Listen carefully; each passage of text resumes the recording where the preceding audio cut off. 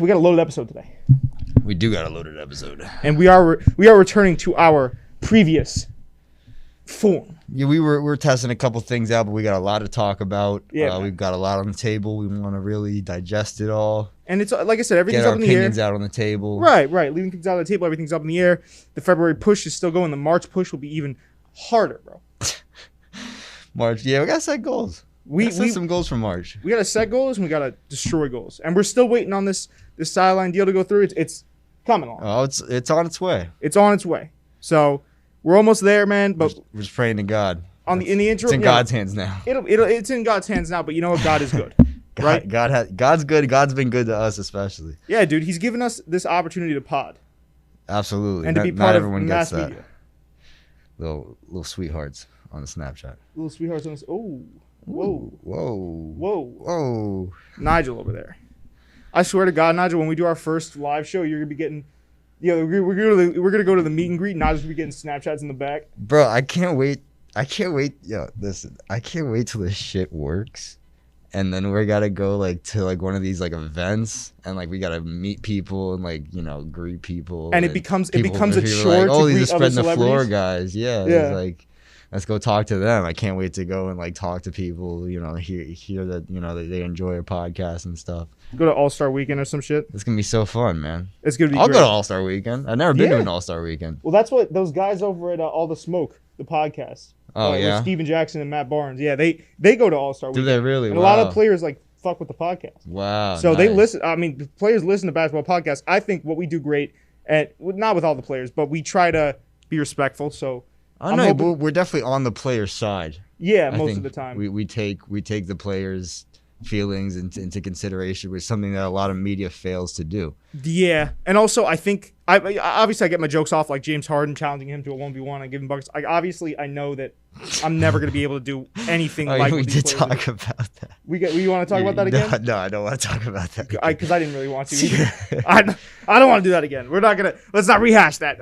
No, but I get my jokes off, but in all honesty, these guys are super athletes, the best at what they do. Yeah. Out of the best. Big respect to James Harden playing some of the greatest basketball of his pretty much career, man. I mean, it's crazy. Yeah, better career so far than anyone could ask for, really. It's really crazy that he took a back seat, a more playmaker-esque role as we've talked about before, and he's still doing what he's doing. What I did want to cover real quick, I actually kind of want to talk to you about this in private, but we'll put it on the pod. What? When we're watching the All-Star game and talking about Knicks history. Yeah. You know what? That was funny. I wanted to talk about that too. I wanted to talk about that. You had smoke briefly with someone. No, is this about me? No. I didn't have any smoke. I don't have any smoke. You had borderline smoke. No, because the thing is, he got spicy. Listen, straight up. No, she was. Gotta get that drop on the podcast. She said it. She's a Knicks fan just like myself. Yep. Very opinionated, just like yourself. Absolutely. I can respect that. She knew what she was talking about as far as basketball goes. She said a fact that happened to be incorrect. Some takes I don't agree with. She said, real quick, I don't mean to cut you off, but she said that Giannis doesn't have a good handle for his size, which is absolutely factually inaccurate. Yeah, but the comparison was Kevin Durant. But if you just take the best, that's the best of the best, the best pure scorer, and then you compare, it's no. I mean, Giannis has a really good a really good handle for his size. I believe everyone's entitled to their opinions. Do you not agree? I agree. Yeah, to a certain extent, I can see where she's coming from, but at the same time, I feel like you got to be. While I do think it's important to hold these MVP status players up to a high standards, I do think that to just say that Giannis doesn't have a good handle because Durant has one better.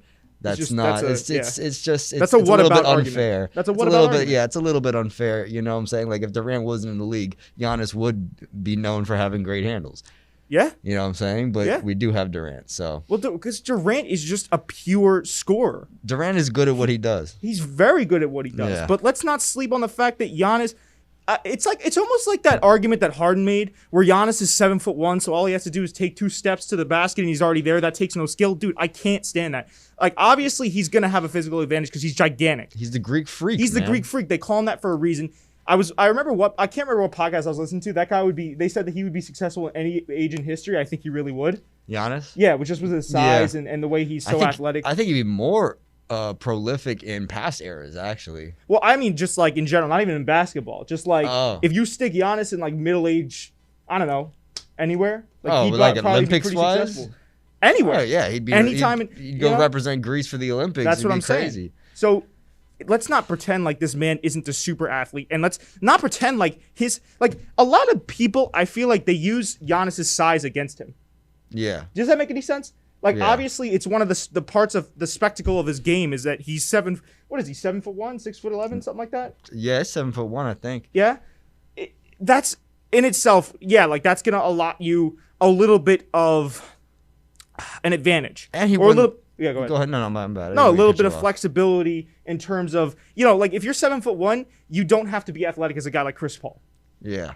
Let's keep it a stack, but let's not pretend like Giannis also isn't really athletic. And he won All-Star MVP last night. He was 16 from the field. Yeah, we just watched 16, bro. He didn't miss one shot. Fair enough. 3 threes. And that's what I was gonna say. If there was a lot of plays where he was just standing under the bucket and he just went up for the dunk. But I mean, look, anyone who shoots 3 threes and is not a 3-point shooter and makes all 3 of them, mad ting. I mean, come on now, mad ting. He was getting hyped. He was getting hyped. I do think we should introduce the episode though. What is it? Episode 43 now? Episode 43. Woo! I'm spreading the floor. I'm getting good at keeping track of where we are. You are. I'm usually not that good at it, but over the Zoom episodes, it was hard to tell. Yeah. The Zoom Chronicles. The Zoom Chronicles, man. Actually, no, we won't be back over the Zoom Chronicles. Hopefully, the Dark Ages. Though, it started off as the Dark Ages, but it came back to being good again. Oh yeah, absolutely. Like by the end, the last few episodes, we got used to it. We were on a streak before we came back, and we are still on a streak. But yeah, 100%. Yeah. But yeah, no. I mean, what I was talking about before is like. Oh yeah, back to the disagreement. This girl, she's a good girl. Actually, I love the shit out of her. She's so nice. I genuinely enjoy her, and we got into a little bit of a kerfuffle about some Knicks history. How far they went in their Carmelo Anthony reign, 2011, 2012, 2013. I know that Carmelo Anthony never took the Knicks past the second round, and they only made it to the second round once. I said to her real quick before you get into it, Nigel. Yeah. I said to her, don't. You heard me, right? I know. I said, she goes, I know a lot about history. I go, I'm not going to say her name. I go, listen, person, Nigel is a Rolodex. I know because I do a podcast with him 2 times a week. Yeah. You're not going to touch him on history. You're just not going to. It's not going to happen. Yeah. And part of the reason I like that girl so much is because she doesn't back down. Like I love absolutely, yeah. Yeah, like she admitted when she was wrong. No, yeah, she did. Absolutely. Handled it like a champ. I was a little bit of an asshole though. I was like, she was like, you put a little sprinkle. I was like, I'm a Knicks fan. I would know that. She's like, so am I. And I was like, okay, well then you should know that. I was like, damn. I get a little bit stingy sometimes. You do. I can't control it. Yeah. Well, you're competitive. Yeah, I know. Then the only reason I really knew that is because I actually had looked it up recently. Like I said, I'm big into history. Sometimes I just get curious about how far a team has gone in the past, and I go look it up. But I could tell you. I mean, remember I wanted to play that game where I wanted to see how many. We're still on that for 50. I want to see how many finals I could get right. Right, we're still on that for 50 for sure. Since the year 2000, I think that'd be hilarious. But I don't want to do any studying first. I want to see if I can actually just get it off the dome. Yeah, man. Listen, it was a fun night. There was obviously a little disagreement. She got kind of quiet after that. I don't know if that was something else or it was just kind of like. No, I think just the All-Star game was wrapping down. She's a good, and like I was saying goodbye to her. I said, hey, it was really nice to see you and everything. No, she's a good girl. I think she's very intelligent. She knows basketball. She knows very good basketball more than a lot of people, and I'd even go as far to say she has a lot of genuinely good opinions, even better than me in some cases. I think also, but like some of the stuff she says, it's like I can't like what the other guy that was there was saying was like, actually, we said Kyle's name before. Our athletic coordinator. Yeah, our athletic coordinator. Kyle was like, who's Sabonis? It's like the slander. Like that man. Let's not pretend like just because he's on a team like the Pacers that maybe isn't. I think the Pacers are 10th in the East right now, if I'm remembering correctly. Let me just check. But yeah, just because that man's on the Pacers doesn't mean he's not a certified baller. Sabonis is a baller. He got in there because they had an opening. They needed to slot someone in there, but he is a returning All-Star. He made it 10th in the East. He made it last year. Let's not pretend like that man's not a certified bucket. No, I mean he's been putting in work. There was also the whole Carmelo versus Vucevic conversation. That was like we covered that. Carmelo Anthony great player, one of the greats of all time, just didn't earn it this year, and that's just the end of the fact. What I notice is the difference between people who like watch basketball avidly, which is a lot of respect for anyone who has appreciation for the sport, just like I do, and then people who actually have to cover it and look at it from all angles and all sides. Is that you're a lot less quick to jump on something, because the odds of you being wrong increase tenfold. And then you know what I'm saying? That's what we talked about. It's the nature of the beast, right? If you do something wrong, you say something wrong on air, you got to go admit it afterwards. You got to admit it afterwards. So like people are very quick to say Sabonis sucks, and then I'm sitting here like, all right, wait a minute, let me think about the numbers. Let me look at the stat line. And Vucevic, he's averaging like 24 something 11, like something crazy like that, and they were saying that he should have been in the game. I mean, that's ridiculous. That's quite frankly ridiculous. Averaging very good numbers. He's averaging and he didn't play well in the game, but listen. Yeah, well, neither did freaking Conley. Yeah, that game was kind of. I mean, we can get into the game in a second, but that game was kind of ugly to watch. Yeah, I want to talk about the All-Star game. I definitely want to talk about the dunk contest, 3-point contest.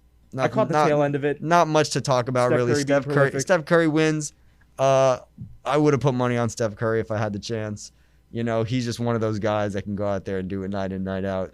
I knew he was going to win. I am happy that he got at least one more 3-point contest trophy under his belt before he retires. Maybe he might even get another one after this. I could see it, man. And I like what he said too in the post-game press conference. He said, I've got a lot to prove, but I don't have anything to prove to anyone, or something like that. Or I've got a lot to accomplish, but I don't have anything to. I don't have a lot to prove. He said there's a subtle difference there. I wholeheartedly agree. I could not agree more. Absolutely. I mean, one of the greatest shooters of all time. And if Giannis wasn't All-Star MVP, it would have been Curry, 100%. Yeah, Curry came in and he balled up. Or he's ridiculous. Chris Paul was throwing him lobs. He was throwing Chris Paul. You see when he lost the ball and he just basically pulled up from the line. Yeah, and I mean, he just pulled up from half court, just casually sunk it. Yeah, and I also want to talk about what Paul George said too about Damian Lillard's final shot. Oh, that's right. Yeah, I did see that. Yeah, as well. he was like, when Damian Lillard made that shot against him in the playoffs, Paul George was obviously a little bit heated. He said, "That's a bad shot. It's a bad shot." And it's like, all right, I could see why you'd say on paper that looked like a bad shot at the time. And then Damian Lillard. Now they're on the same team in the All-Star game. Damian Lillard comes back down, drills basically the same exact shot, like multiple times. Yeah, and then Paul George is like, all right, maybe he makes those. Respect. Maybe he makes those. You know what? Respect to Paul George for saying that, though. Respect. Paul George is an upstanding guy. And it's not only because I feel like his back is against the wall, and a lot of guys are real. I feel like he's kind of viewed this year as public enemy number one in some senses of the word. Yeah. The Clippers collapsed last year. His comments about Doc Rivers, he's kind of public enemy number one. So even if that was to kind of get some heat off of his ass, I feel like that was at least a nice way to do it. At least a nice way to do it. At least a nice way to walk back your comments. We know Damian Lillard is like that. At the time, I'm not going to lie, I didn't know Damian Lillard was. I mean, I kind of knew Damian Lillard was like that, but I didn't know he had that range. I knew Damian Lillard was like that, bro. It's Dame time. From that range, though, I mean, fourth quarter is Dame time. From that range was ridiculous. Do not get it twisted, bro. It's always Dame time. But like I said, we've seen. I think Damian Lillard's game has evolved even more this season in terms of the range that he's plopping things down by. Yeah. So big respect to Paul George for coming out and admitting when he's wrong, because that's tough. That's tough. We deal with that. Oh yeah, absolutely. In the media more than ever, man. If I'm wrong, I'll come out and I'll say it. There have been podcasts where you've said it too. It's like, all right, well, we're pretty interchangeable with the way that we sometimes get things wrong. But you'll come out, I'll come out and be like, yo, Nigel, I got this wrong. You got it correct. I mean, I think you hit a little bit more than I do, but when I hit, I feel like I really hit. Who's keeping score? Not me, really. Nigel's like, I just have the whiteboard at home. That's nothing too crazy. Hey, that shirt looks nice, man. Did you get that in Italy? No, I got that from you. Oh. What? Nigel's like, just making sure you know where you got the trip from. It is a very nice shirt, Nigel. I did get it in Italy, though. You did get that in Italy? I did. That is an Italian shirt. I feel very Italian right now. It's an Italian shirt, baby. I feel like I want to eat some like pasta linguine. You know what I'm saying? Pasta fagioli. Pasta fagioli. Nah, don't be stunna. We're here to talk about basketball. Bafangu pasta fagioli. But big respect to PG-13, man. Yeah. I love that he came out and he admitted when he was wrong. And it feels good just shooting the shit with you, man. Yeah. It feels good to be back. Feels good to be back. We tried out that different format. And it was good. I think it was fun. I think it was definitely a good one. I think we should definitely do it more often. But it also feels good. Like, we got a lot to talk about today. I think it's good. What I want to talk about next, to the All-Star game itself. LeBron James and Steph Curry on the same team. But what LeBron a duo! Wasn't even playing for most of the game. You know what I'm saying? forget the dynasty and the beefs and everything. I love this era of basketball for a couple of reasons, but one of them is just the fact that they all love each other, man. Yeah, Steph Curry is public enemy number one for ruining LeBron's career. Not ruining it, but LeBron's career would be 10 times better. He definitely tried. If Steph Curry just didn't exist. And they're boys. I thought that they were scoring their pass, you know what I'm saying? There's a level of respect. Oh yeah. That for instance, like a guy like I'm going to liken literally everything to podcasting this podcast. There's a level of respect that an industry professional, whatever it is, basketball, podcasting, media, that they'll have to. Game respects game, man. You have to respect the best in what you're doing, because once you get up to that level, you understand what it takes: A, to get there, B, to stay there, and C, to be that prolific. Yeah, absolutely. I mean, you understand it, so there's a camaraderie there. And LeBron knows good basketball, and he knows Steph Curry better than any of them. He studied Steph Curry's game for years. I know, and I also love the Twitter post he put out, and he had the hashtags. And we know LeBron uses notoriously long hashtags, but it was pretty crazy. He was like, hashtag that boys changed the game single-handedly from the three-point line. Yeah. How he got that in one hashtag, I have no idea. Hashtag that boy changed the game. Yeah. Got drafted in 2009. Now playing in the All-Star game with me. Yeah, bro. I was like, what? How do you fit all that into a hashtag? Because he has a glass of wine. And then he just the hashtag just flow into his head, and they just come out out of thin air. Yeah. LeBron's a different breed, but so is Steph Curry, man. And it extends to players that are obviously going to be the future of the NBA, right? Like LeBron has showed a lot of respect, Jake Quick respect, I like to call it, to guys like Luka. Oh yeah. Guys like I remember Russell Westbrook. That's the first time I messed up a name in a while. Russell Westbrook kind of passing the torch to John Morant in a symbolic way that absolutely. The game where the Grizzlies played the Wizards, he kind of almost passed the torch and brought him aside post game, because obviously there are so many similarities in the way that all these guys play. So it's really great, like you said, to see all these guys. Sure, on the court they're dogs, they're competitors. I mean, you're gonna see that, right? LeBron is one of the biggest competitors in the NBA right now, if not maybe the biggest up there with Dame Time. Who else? I know Giannis is a really big competitor. Jimmy Butler. All these guys, they come to play. So on the court, it might be a little bit chirpy, but at the end of the day, you gotta respect it, man. When you go to battle with someone, and I didn't play basketball in high school, so but I played other organized sports, and most importantly, I wrestled and I did MMA. There is nothing that creates kinship and camaraderie more than when I used to spar. It was a hard sparring session. You'd be going back and forth, right? You'd be teeing off on each other. You'd be trying to get dominant position on the ground. And you come out of it, and you know that both of you gave your all, and you were just battling it out. And literally, I've hugged guys after we beat it. You know what I'm saying? Beat the brakes off each other after. I love you, man. That's what sports is about, though. That's the beauty of sports. And back to my point, is that existed in the 90s, but not to this extent. No. People, Larry Bird, Michael Jordan, Magic Johnson, they were all boys and everything. They were the best of the best. There's a level of flagrancy there, too. But Michael Jordan had that whole beef with Isaiah Thomas, and he didn't let Isaiah Thomas get onto the Dream Team and everything because he didn't want to mess up the chemistry. I mean, in the 80s and 90s, even the 70s, when they had beef, there was beef. You know what I'm saying? People were just punching each other, people in the face. Squaring up on the court, yeah. And say what you want about basketball, it's gotten softer. Yeah, sure, whatever, this, that, and the other thing. But I think there's a level of beauty to the fact that these guys are all friends, are all out there to have fun. You know what I'm saying? Yeah. And I enjoyed watching that especially, and I feel like we've been giving this All-Star game praise. I mean, it was exciting. It was all right. It's the first time in a while that I've really been excited about something like this, and it felt good to be excited about it. But the All-Star game itself. Can I just say go ahead? Real quick? Yeah, get in there. This All-Star game, if I had to sum it up, the skills contest, the three-point contest, the dunk contest at halftime, the game itself was meh. A lot of the dunks I saw, and we'll get, you know what? Why don't we'll talk about the meat potatoes. We'll talk about the All-Star game first, then we'll get into the dunk contest. Excuse me. Right. Because we watched both of those things Yes, together. we did.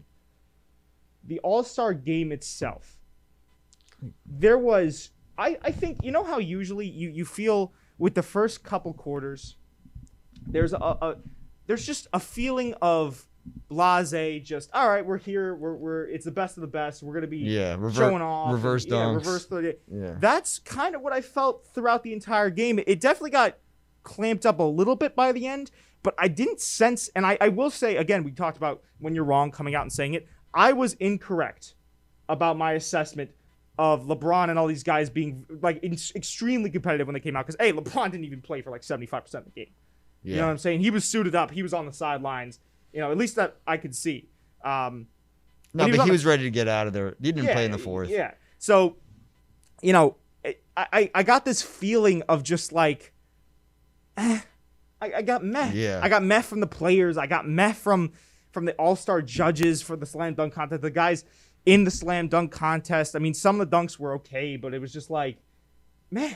Yeah. It was not it was a forgetful all-star week. It was a forgetful one. And I can agree with you there.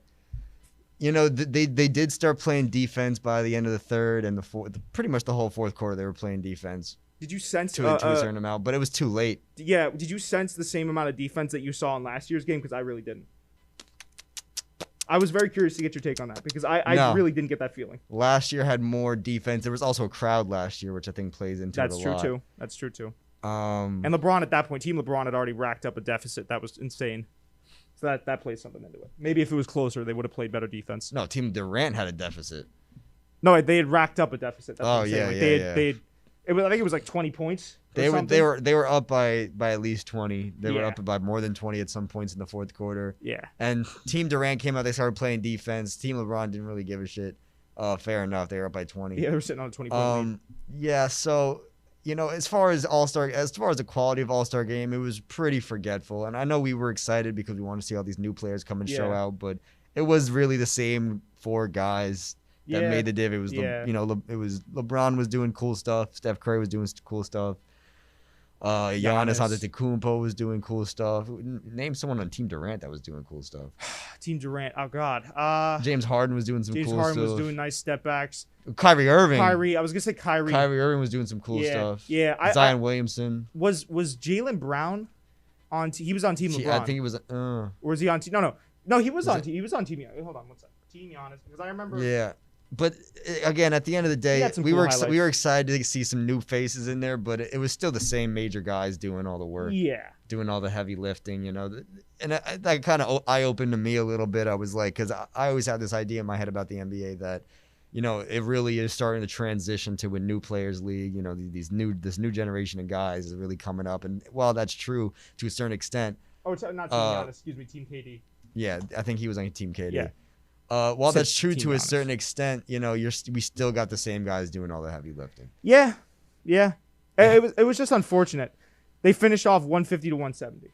Yeah, it's not an interesting game in general. Any basketball game where you win by 20 is like, who wants to watch the fourth quarter of that game? Yeah, no. I also didn't really like it, not to get off on too much of a tangent, but screw it, we've been doing that this entire podcast. I didn't really like the uniforms either. I know that's like kind of the unpopular opinion there. I thought that I liked that. I think they were unique, to say the least. I like the blue ones better than the yellow ones. The yellow ones kind of look like mustard balls to me.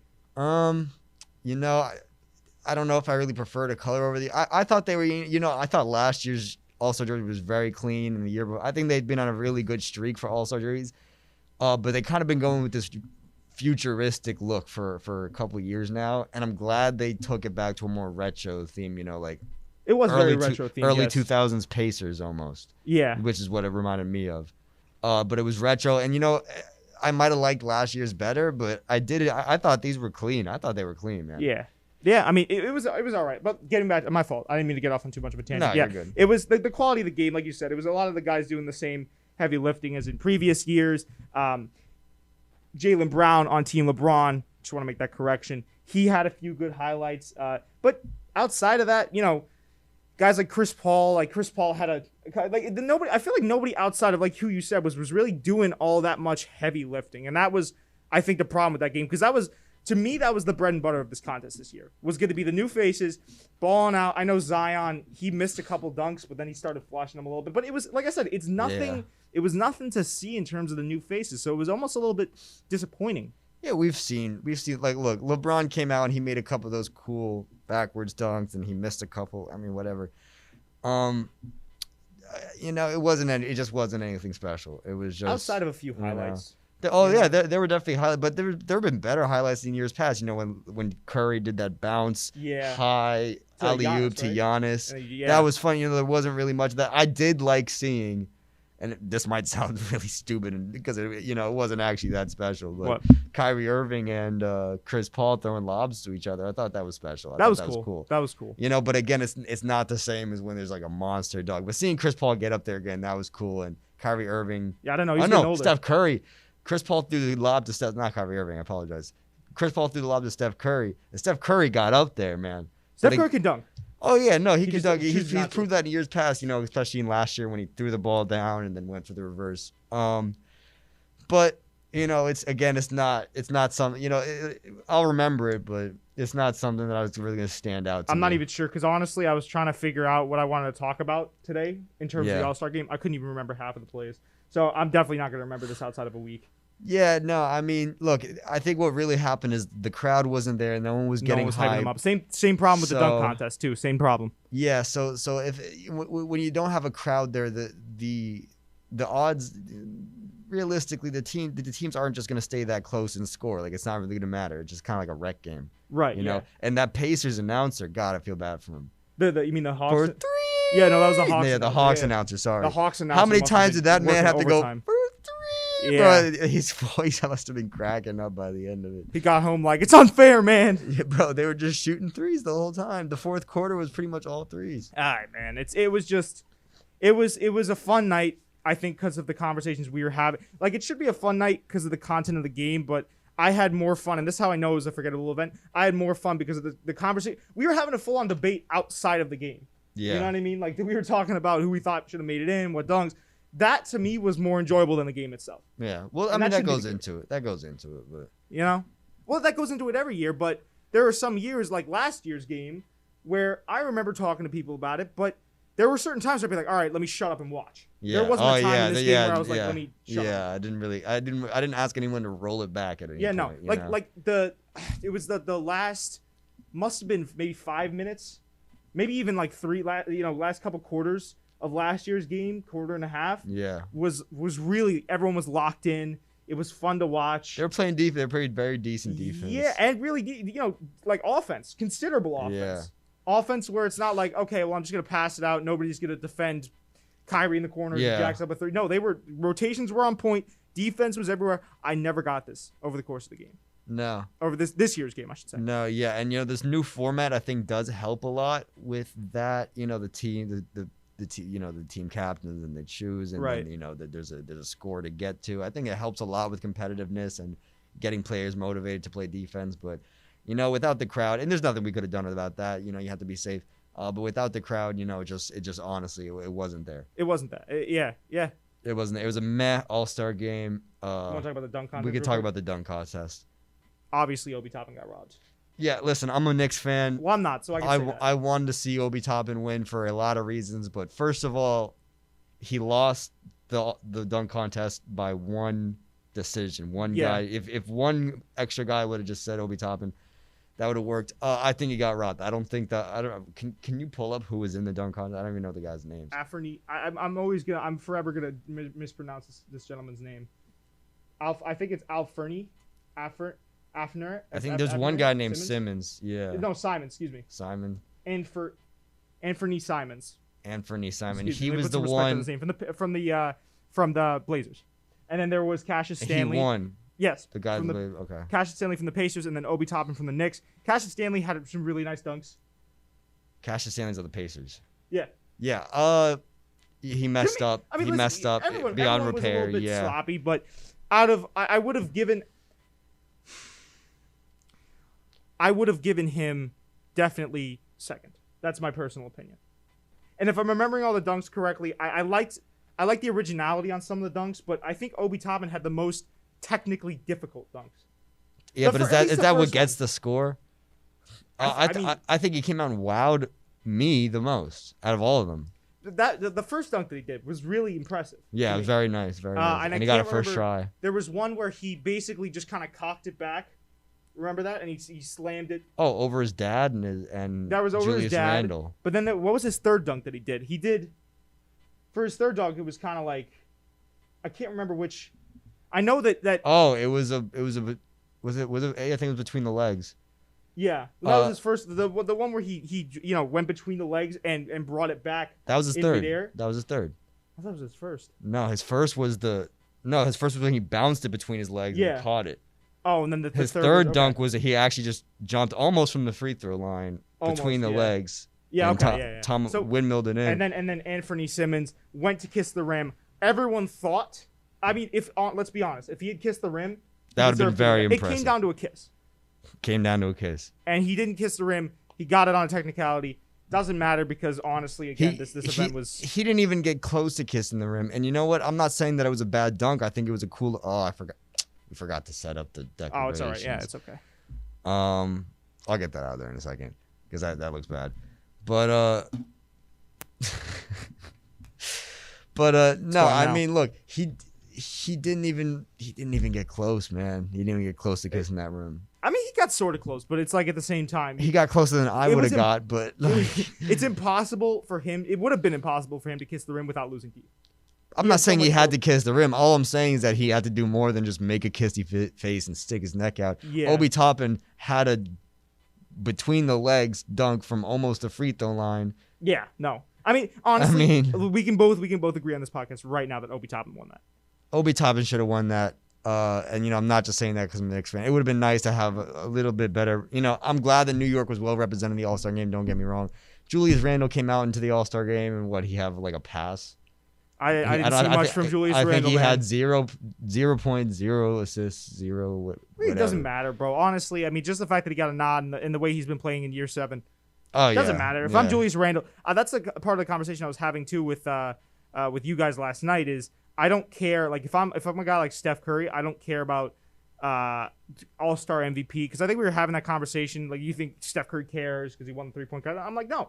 If I'm a player and I'm at Steph Curry's level, I'm going for championships. I don't give a shit about MVP awards for the All-Star game. Yeah. Well, I mean, this is one of his down seasons before Klay comes back, so I think he should go out there and rack up whatever he can in the meantime. But yeah, sure. He's not winning the chip this year. We know he's not winning the chip this year. We know he's not winning the chip, but it's just extra. Like I understand that you wanna rack up as much cutlery as possible, but honestly, if I'm in Steph's position and I'm known to be the player that think about this, he was quite literally the catalyst for the change of the NBA to the 3-point.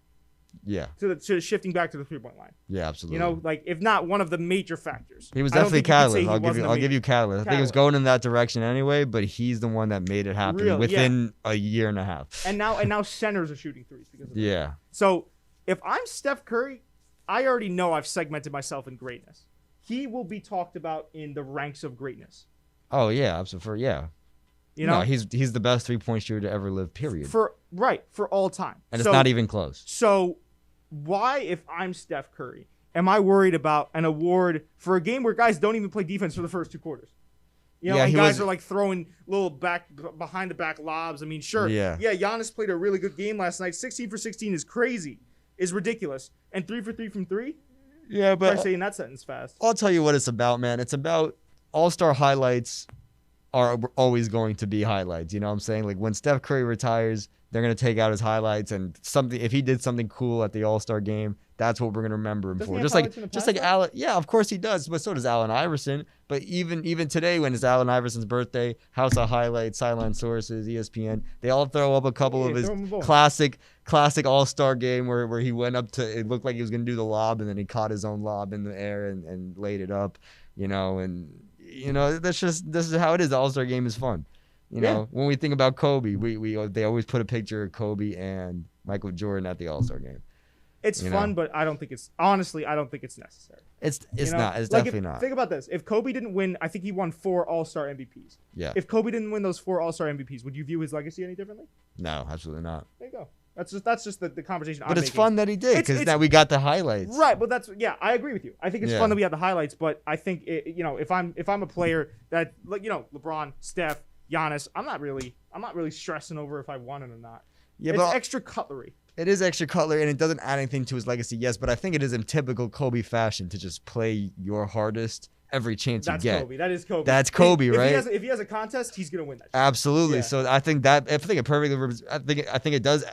It wouldn't let me view him anything less. Right. if he didn't win those, but I think it does add to it. You know what I'm saying? It adds to his legacy. It makes me feel like it makes him that much more personable to me, at least. I don't know. I think it adds to his online presence. Maybe I'm stupid. No, you're not. Listen, man, you're one of the best NBA analysts that isn't professional that I know. Can we say we're amateur NBA analysts? That's something we could say? Are we even NBA? We're podcasters. That's what we are. That's our bread and butter. And that's also something that I thought of. Oh, go ahead. My fault. To call yourself professional means you get paid to do it. Yeah, we're not quite there yet. We're not quite there. We'll get there though. But I was also wondering too, real quick, food for thought. And then we got to talk about some Blake Griffin action afterwards. Ooh. But are we an NBA podcast or are we an NBA themed podcast? Wow, that's a good question. Because that is something that the gentleman that is helping us out dearly at the moment, he raised that question to me. Are we an NBA podcast or are we an NBA themed podcast? Do we use NBA as the backdrop for our discussions, or is it solely about the NBA? Because it goes both ways for me. But you go ahead, man. I would say, and I feel like you know the answer to this question, and I think you're gonna give a really good explanation. But I'm gonna go out on a limb and I'm gonna say that we are an NBA podcast. Yeah. Just because we come in here and you are whatever your mission is. You know, the podcast is whatever the mission is, and the mission is to come in and talk about basketball, talk about NBA. You know, if we talked about college basketball and stuff, maybe it'd be different. Maybe it'd just be a basketball-themed podcast. But we come in here ready to talk about things that are happening in the NBA. And when we talk about stuff that's not in the NBA, that usually goes over into like a separate clip or something like, you know, before the tip. Before the pod, yeah. Right? So for that reason, I'd say that Spreading the Floor podcast, as it is right now, is an NBA podcast. Yeah, I'd agree. Right. I'd agree. I think at times we can be an NBA themed podcast. We use the NBA as a backdrop to talk about other stuff, but for the most part, I'd say, you know what? I would give us a 70-30 split, maybe even an 80-20. 80% NBA podcast, 20% NBA themed podcast. I do really enjoy the content though, where we just talk about NBA themed stuff, where we can get into bigger conversations about the culture, have dialogue about the media. I think that shit's terrific. Well, listen, March is here. March Madness, yeah. I'd love to talk some March Madness. We might have to talk some March Madness on a upcoming podcast for sure. Yeah, maybe even make it its own thing. Maybe the March Madness special and it's its own thing. I mean, whatever. We'll think about it. You know, we have the whole March push to go. Yeah. We can still get a lot of March left. I still got a lot of March left in me. Yeah, man. You know, you can take the cadet out of March, but you can't take the March out of the cadet, man. Nice. Anyways, I know right now we're NBA themed. We just went on a tangent of all tangents. You know what this is? This is like when you go on a diet and you're on it for like a month, and then you just have a week where you just go off. Yeah, we found some Hershey's in the drawer. We just let it out. No, I mean that's we strive in our little tangents, and I think that's what makes us unique and special. And I think so. I think it's good to keep them under wraps sometimes, but I also think it's good to let them out sometimes. And we had a lot of because you know the things we came in this booth genuinely excited about the All-Star game as much as we said it was mediocre, and man. It was a classic All-Star game in the fact that we went and watched it together and as friends, and we had fun doing it. We had a lot of opinions. We saw a lot of unique things that we wanted to get off our chest, and this is our platform to do so. Yeah. And I even said, like, right as you said, Obi Toppin got robbed, I said, we got an hour 30 tomorrow so we can air our grievances. Absolutely, and that that's what's going to happen. I'll be down to talk about some Blake Griffin. Blake Griffin, he's going over to the Nets. It is sort of confirmed, not confirmed, but also confirmed. Nostradamus Woj. I feel like Woj says anything. I mean, he's our Lord and Savior. So what Woj says goes. No. You know there's no other way around it. Yeah, it's. I only trust information when I hear it. Woj is the NBA scribe. He is. He's the 13 commandments of the NBA. Yeah, he writes the hieroglyphics on the wall. Right. Yeah. If the Woj, story of the season. The story of the season. If it was written by honestly, Woj could. I feel like Woj could predict a lot of world events. I mean, are his predictions good? Yeah. He just kind of he just gets the news first. And he gets the news first, but he also does predictions. Okay. I think because he does it on the Woj pod. Oh, the Adrian Wojciechowski, whatever his name is. Adrian Wojciechowski, yeah. Wojciechowski. Say his last name. Wojciechowski. Yeah. Is that correct? I believe so. Woj, if you're listening, come on our podcast. Call him out if it's not correct. Yo, Woj does a diss track on me. I'm a scream. I'm a cry. Anyways, I'd cry if Woj came on this podcast. Anyway, Blake We'll Griffin get to him the on Nets. one day. Blake Griffin Griffin to to the Nets. The Nets obviously shedded all of their depth and defense away to get Mr. James Harden to have the best scoring trio in the NBA at the moment. Yes. But as the classic meme says, at what cost? I've won, but at what cost? So I guess they would have said, like, I've traded for James Harden, but at what cost? And that cost has been no scoring off the bench. The bench has been okay, Yeah. anchored by guys like Landry Shamet and Jeff Green. I mean, these guys have been pretty solid. If I'm actually remembering correctly, I know Jeff Green's got a start a few times in the season. I could be remembering incorrectly, but just going off of the dome, I believe he has, because obviously the Nets have had some injury issues. Yeah. Adding Blake Griffin to that equation and the fact that he might even, if this injury weird bug continues with the team, he might even get the start a few nights. I don't hate it. I don't hate it either. I mean, obviously, he's not what he used to be. He's kind of washed. He's only averaging about 13 points per game. But that's 13 points per game off the bench. It's lackluster defense, so they still need to focus on that. If you're the Nets, I know that they might be acquiring, or they might be going after, the Lakers and the Nets are the two possible suitors for Andre Drummond. Yeah. Going into the trade deadline. So we'll see what they do there. But for now, I think it's a good pickup. I don't see any reason. I mean, just for the fact that the Nets, like, if there are other options, I would say explore other eventualities, because he's getting older. He's pretty much, I mean, he's a great playmaker, great facilitator. He's got a 3-ball on him, and I think he'd fit great into the system. But just for the fact that the Nets don't really have any other options right now, same thing with Blake Griffin. He wants a title. I think it's a good pairing. I think it's definitely a good pairing. I was happy when I heard about it, but I have a couple things to say about it. I think it's going to work out purely for the fact that he's going to be surrounded by more talent, which means that I actually think that's going to raise his numbers. Could be. Just the fact that he's no longer needs to create his own shot. Right, James Harden's there. He can be on the receiving end of that pass now. Of course. You know what I'm saying? And I think that's going to do good for him. I think he's going to do good in this position, actually playing with these prolific scorers and passers, Kyrie Irving, Kevin Durant, James Harden. The only thing is that, he's obviously on the downtrend of his career, as sad as it is to say. Yeah. Does he get on an NBA team next year? I hope. And I genuinely do believe he will. Depends on how he does. But much after next year, it's going to be tough. Well, it depends on how he does with the Nets this year, because they've signed him guaranteed for the season. Yeah, okay. So he's locked down for this season. Okay. But we're going to see how he does. And depending on how he does, they might lock him down for next year. We're going to have to see. Yeah, well, you've got to look at big contracts too, you know what I'm saying? He does have I think he has a very monumental contract. Yeah, and so do 3 other players on that team, if I'm not mistaken. So the Nets really put themselves in a win now position. Absolutely. The winning now of all win now positions. And they picked him up for the playoffs, and I don't think that's a bad idea.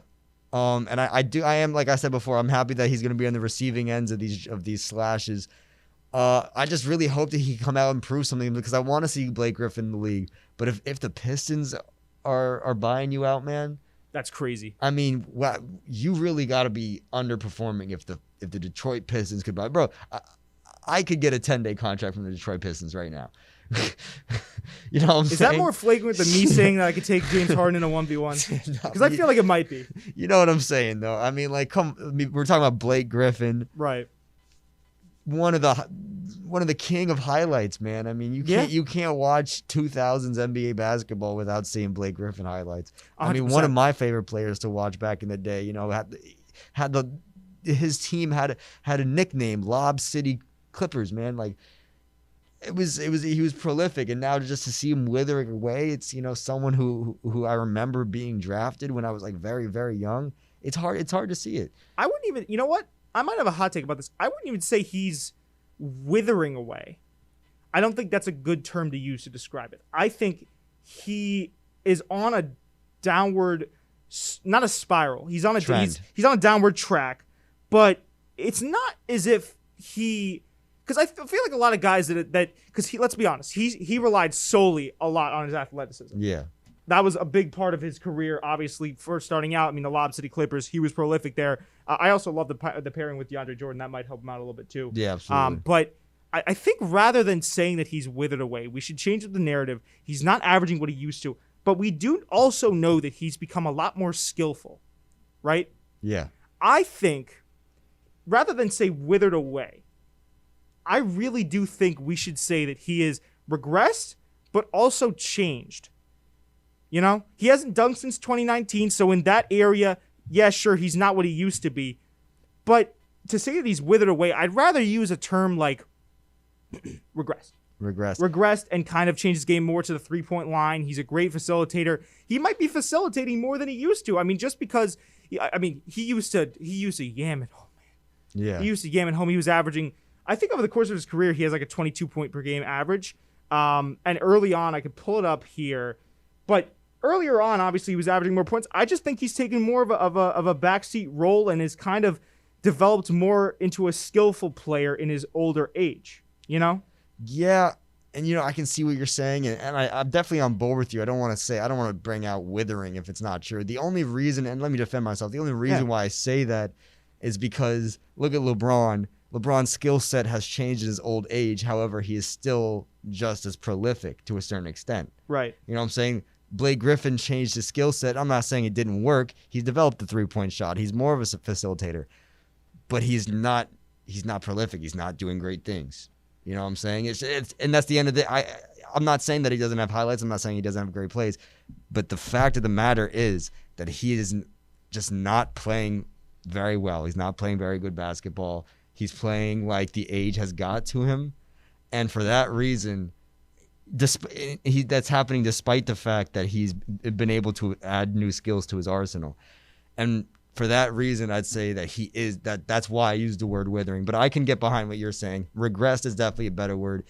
But the age is getting to him. Father time has come, and And we should also indicate that he is only 31 years of age. So he does 31. Yes, he does have a little bit. I mean, obviously, like when you see he guys needs to like step it up, then that's just like prime. Russell Westbrook, we've seen him kind of as he's like you said, the athleticism goes away. But I do think that there's something to do with him just taking more of that role, because a lot of guys back in the NBA era where it was the Lob City Clippers and they're athletic and they're throwing stuff down, they had trouble adapting to this new NBA 3-point passing the ball playmaking. That's really what it was. I think Blake Griffin, man, he's done a good job of adjusting, and maybe, like you said, I think you put it perfectly. When he's surrounded by all these skillful players that can score the ball, he can spread the ball out, he can get open himself. I think we might see a jump in his numbers.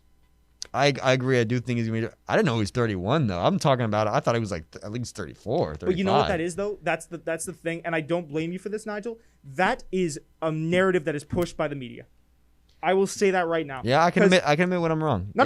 You're absolutely right. But listen, I'm giving you an out here, okay, right? Thank you. Guys like Chris Paul going into that Oklahoma City Thunder season. Yeah. Everyone thought he was washed. Yep. Right, but that is the media that narrative that the media put forward. Excuse me. He played some of the best basketball. You know what I'm saying? He's been playing some of the best facilitating basketball of his career. He's been balling out. Maybe not of his career, but he's been balling out. Yeah, absolutely. Right? There is this, and it happens in all sports, like football too, baseball. I mean, any real sport where the media is covering it. You see, First Take, they talk about the Patriots. Is the Patriots dynasty over? I remember back when, obviously, Tom Brady was still on the team. I'm not the biggest football fan, so bear with me here, football fans that are listening to this podcast. I know there's a few of you guys. But back when the Patriots would underperform for a game, a game, 2 games, 3 game stretch, the narrative would be, is this Patriots dynasty over? Or, and then they get back in the winning column and they say, how prolific is Brady? So it happens where these guys, they might take a back seat in the way that they play. They might, not be as athletic or producing as many highlights. Yeah. And the media will take that and run with it and tell you that these players are washed, where it might just be the fact that they're in a different system. I mean, he went to Detroit. He got royally screwed over by the Clippers because they told him that if he re-signed, they put his jersey up in the rafters. They traded him. Yeah. I think he's going to get his jersey up in the rafters. I think he should. I think he should also be a Hall of Famer, obviously. We can have that argument. A little bit of stretch, in my opinion, but. Well, yeah. Well, that could be a. I definitely think he should. I definitely would like to see it.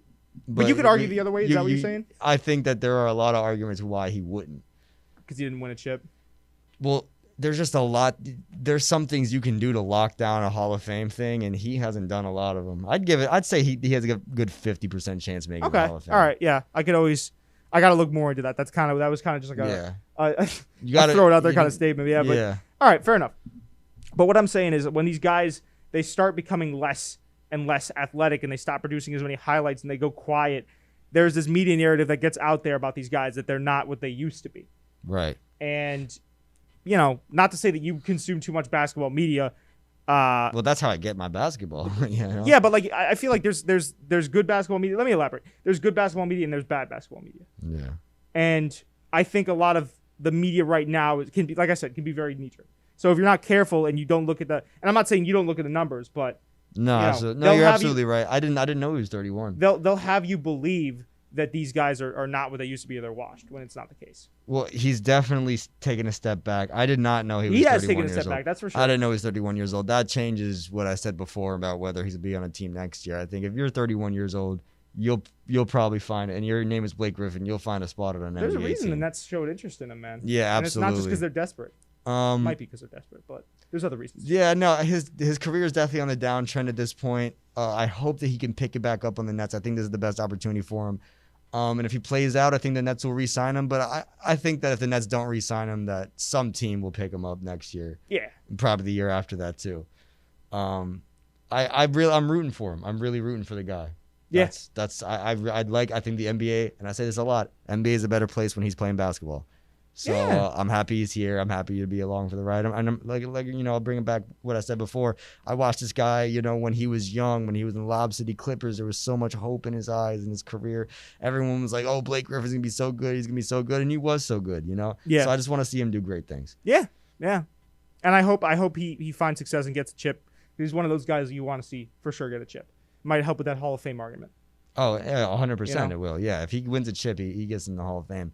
I don't know, something about Blake Griffin. Like he holds in the NBA's top 100 dunks, and I know it's kind of like a weak point, but in the top 100 NBA dunks video, he holds like the top 5 dunks in there.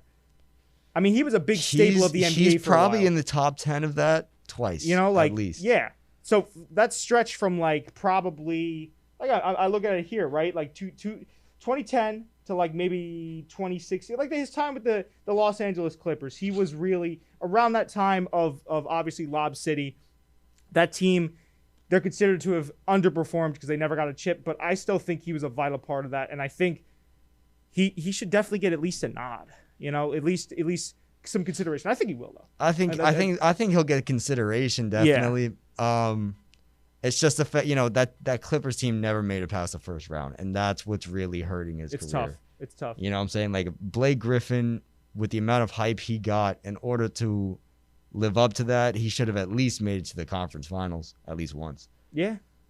Well, that team painful. I mean, there was so much stuff that went on in that locker room, like so much distrust, so much catty activity, so much venom. And I'm not going to blame that on Chris Paul, but that is one of his setbacks. That was on everyone. Doc Rivers, Chris Paul, Blake Griffin. There was no communication going on in that locker room. There wasn't. And it's something that Doc Rivers talks about openly. Yeah. It was just a communication issue. Everyone wanted to be the guy and nobody could be the guy.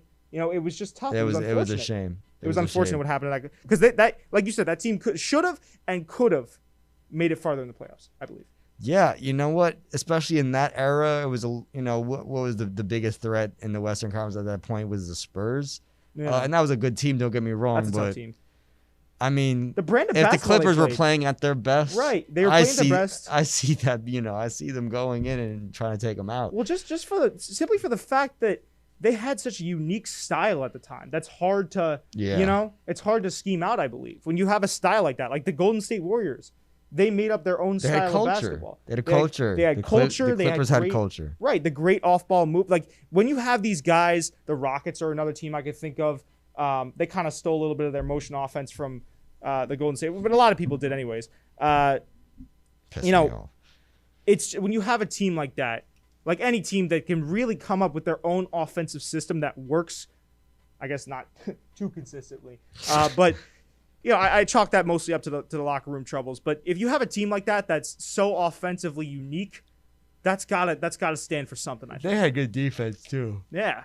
Don't sleep on their defense. Excuse me. Sorry. Don't sleep on their defense. I mean, we have Chris Paul on a team, man. Think about it.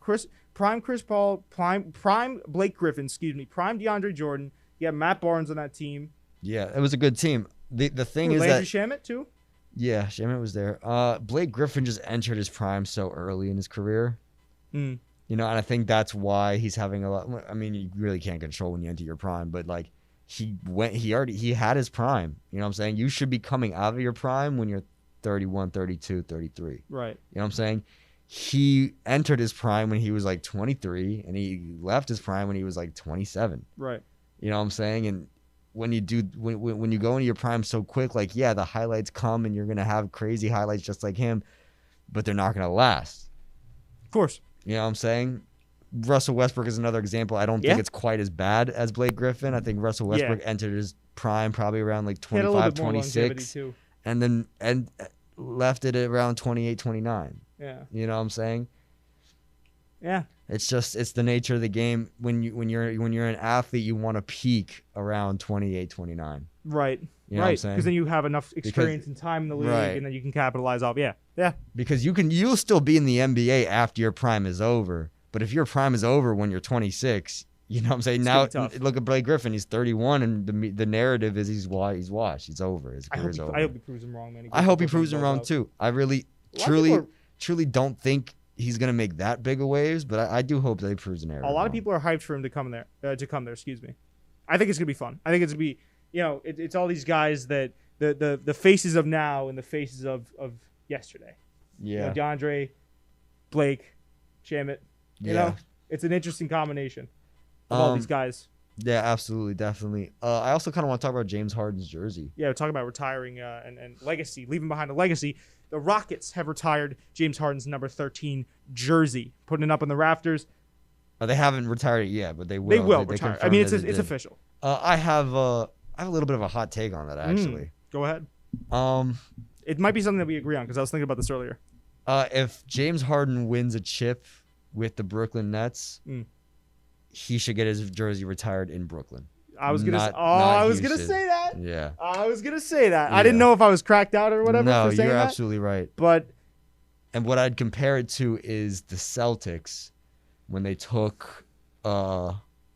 When they took Kevin Garnett from the Timberwolves, they traded him to the Celtics, and they retired. And they won the chip that year. Then they retired his jersey. Yep, yeah. Because you know what? When you have a squad when you have a big three that's so prolific that they win your city a championship, that's enough to get you up in the rafters. Yeah. Well, I guess it's the argument you could have there is legacy versus hardware. Versus hardware. Like, obviously, James Harden for the city of Houston has been a sports staple there. Yeah, absolutely. Right up there with what?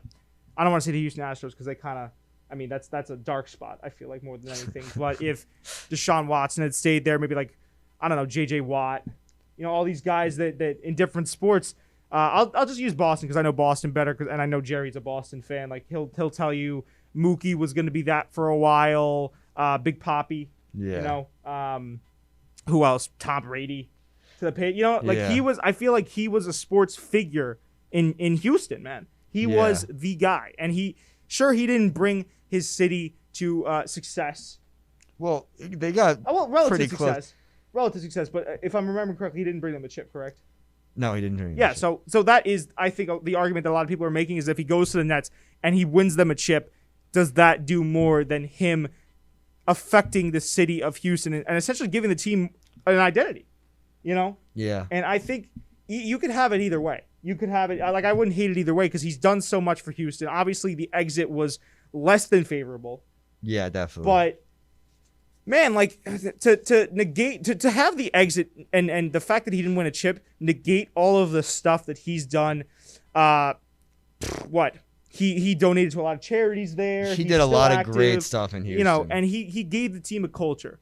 And he's so talented. So I think you could go either way with it. I want to see what the Nets do before I give an assessment. But if he wins a chip with the Nets, I might almost wait like another year to see how he does there. Because 1 year, I don't know why, but 1 year to me seems a little bit preemptive to hang his jersey up in the Raptors. But I could see the argument that you're making where it's like if he has more success on another team and that becomes his almost what he's remembered for, right? When you talk about chips and all that, why shouldn't we hang his jersey up in the Raptors there? I could see that, but I'd also want to maybe give it another year, even if they're able to find success. Yeah, I think Ray Allen's jersey is also retired in Boston.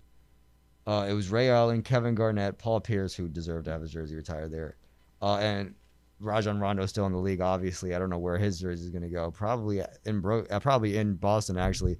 But the only reason why I say that I think James Harden jersey should go to Brooklyn if he wins the chip is just because that's what the trend has been in the NBA in the past. When you come to a city and you are part of that winning culture, you get recognized for it, and that's how we recognize you for it.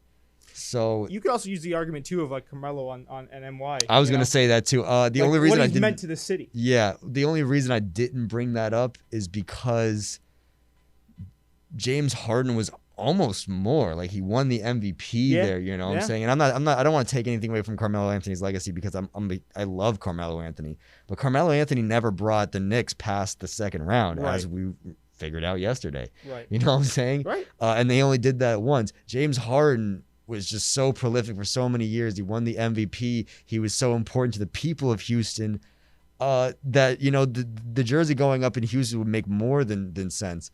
But the trend in the NBA is, that's not really how it works. I think that we should get rid of this stigma where you can only have your jersey retired in one city.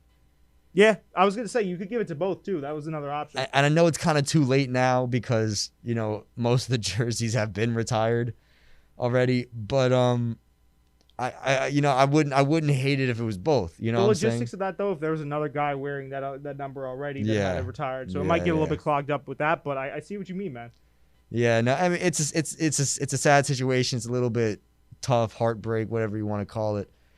But no, if he wins the chip in Brooklyn, I gotta put his jersey up in Brooklyn. In my head, at least, that's how I feel. Yeah, I'd rather wait just and see how he does, because he's playing perfectly, man. He's playing really, really well. I'm not taking anything away from James Harden as a player. He could definitely beat me in a 1v1, but barely. Barely, yeah. Yeah. I mean, off a technicality. It'd be close. It'd definitely be close. Maybe if he calls a foul, you know what I'm saying? Oh yeah, if we're you'd calling foul the fouls, shit out of him, man. Bro, that's the only way I'd stop. I mean, being completely serious, that is the only way that I could literally. Yeah, but that wouldn't be enough. That wouldn't be enough. Put my leg out or something, like as he's driving by, just stick out the leg. And that wouldn't be enough to over. stop him. He'd just jump over. He might legitimately just like call a foul and then. Whoop, bro, you'd be able to put your full weight on him and he'd still be able to dunk the ball. Yeah, he'd be like, weight room, and I'd be like, just on my back. Weight room. No, but yeah, he's playing fantastically, and Brooklyn right now is second in the East, so they're getting a lot more. I think they're kind of coming up on that period that I hoped they would, where they're figuring out the way to play winning basketball with three absolute studs on the offensive end, and figuring out a way to kind of spread out the ball. So if they have success and they can bring a chip to Brooklyn this year, I'd still want to wait maybe a year down the line, 2 years, because we don't know how James Harden's career. Like, is he going to retire with the Nets? If he retires with the Nets, that's a different conversation too. Yeah. Like we have to see. I want to see where. We got to see how long he spends on the Nets. Yeah. And I think that you brought that up because I was thinking about that earlier. Yeah. I think that I do think the Nets are going to be the number 1 seed by the end of the season. And I think they're going to have the first seed going to the playoffs. Could very well be. They caught up to Philly, and Philly and the Nets are neck to neck. I'd say even within the next month, Nets overtake Philly. Yeah. Even without Durant, in my opinion. But I hope we get to see a Philadelphia versus Nets playoffs. That'd be so cool. Yeah, and I think there's no other way. Or the year before that. Yeah, I think there's no other way. I think it's going to happen. I think it's crazy. Yeah. Crazy. Except we don't have Jared Dudley there anymore. He start fights with everyone on Philadelphia. Great series. Anyways. That's a podcast for today. Yeah. That's the podcast Wrap for today. it up. Oh, real quick, I also do want to say that for anyone listening, we will be going up against the noise media, talking about not being able to guard anyone. Not that sounded like a shot. Talking about going up against people. God. Yeah. We're gonna be going up against the noise media in a little fun game, like a little pickup game. Yeah. Action thing. We're gonna do a little challenge. What are those? You know those Disney Channel episodes with like the crossover episode. We're gonna have a crossover episode. The noise versus the spreading the floor boys. We're thinking either a 2v2 or a 3v3. We haven't decided yet. Yeah. Whether we want to bring our athletic coordinator in, but we'll figure that out. We'll talk to them over there, and we're gonna have a fun game of pickup. Yeah. We're gonna get some funny shots. There's gonna be some good moments. It's gonna be nice to. I've never met the guys in person. They're really good guys. Yeah. Shout out to them. Yeah. No. So I'm excited to go over there and meet them. I think we're gonna have fun. All right. Official prediction. Oh, I'm going to kill him. Spreading the floor in 6. We're going to kill him. Spreading the floor in 3. Spreading the floor in 4 games. In 4 games. All right. That's been the podcast, episode 43. Thank you so much for listening, guys. To my right is Jacob Coop. My name is Nigel Petty Fernandez. And we'll see you guys in the next episode. This is fun. Welcome back. All right, guys.